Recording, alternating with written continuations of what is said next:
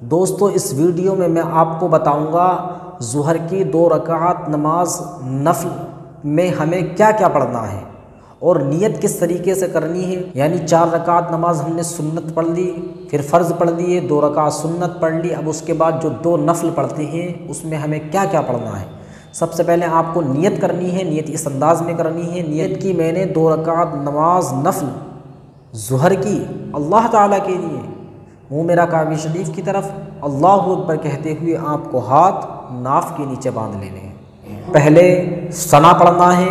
پھر اس کے بعد سورہ فاتحہ پڑھنی ہے، پھر اس کے بعد کوئی سورت ملانی ہے، پھر اس کے بعد اللہ اکبر کہتے ہوئے آپ کو رکوع میں چلے جانا ہے۔ اب آپ کو رکوع میں تسبیح پڑھنی ہے، تسبیح یہ والی پڑھنی ہے آپ کو سبحان ربی العظیم، پھر اس کے بعد سمع اللہ لمن حمدہ کہتے ہوئے آپ کو سیدھے کھڑے ہو جانا ہے۔ اب آپ سیدھے کھڑے ہو گئے، آپ کو ربنا ولک الحمد پڑھنا ہے، پھر اس کے بعد آپ کو اللہ اکبر کہتے ہوئے سجدے میں چلے جانا ہے۔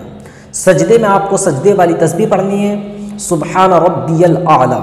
پھر اللہ اکبر کہتے ہوئے بیٹھ جانا ہے، پھر اللہ اکبر کہتے ہوئے آپ کو سجدے میں چلے جانا ہے، پھر اس کے بعد آپ کو اللہ اکبر کہتے ہوئے سیدھا کھڑے ہو جانا ہے۔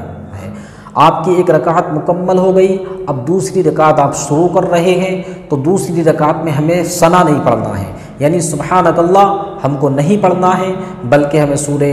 فاتحہ پڑھنی ہے، جو آپ کو سورت یاد ہو وہ پڑھنی ہے۔ پھر سمع اللہ لمن حمدہ کہتے ہوئے آپ کو سیدھا کھڑے ہو جانا ہے، پھر ربنا ولک الحمد پڑھنا ہے، پھر اس کے بعد اللہ اکبر کہتے ہوئے آپ کو سجدے میں آ جانا ہے۔ سجدے میں آپ کو یہ والی تسبیح پڑھنی ہے سبحان ربی الاعلی، پھر آپ کو اللہ اکبر کہہ کر کے بیٹھنا ہے، پھر آپ کو اللہ اکبر کہتے ہوئے سجدے میں چلے جانا ہے، پھر سجدے میں یہی تسبیح 3 مرتبہ پڑھنی ہے سبحان ربی الاعلی، پھر آپ کو اللہ اکبر کہتے ہوئے بیٹھ جانا ہے۔ بیٹھ کر ہمیں سب سے پہلے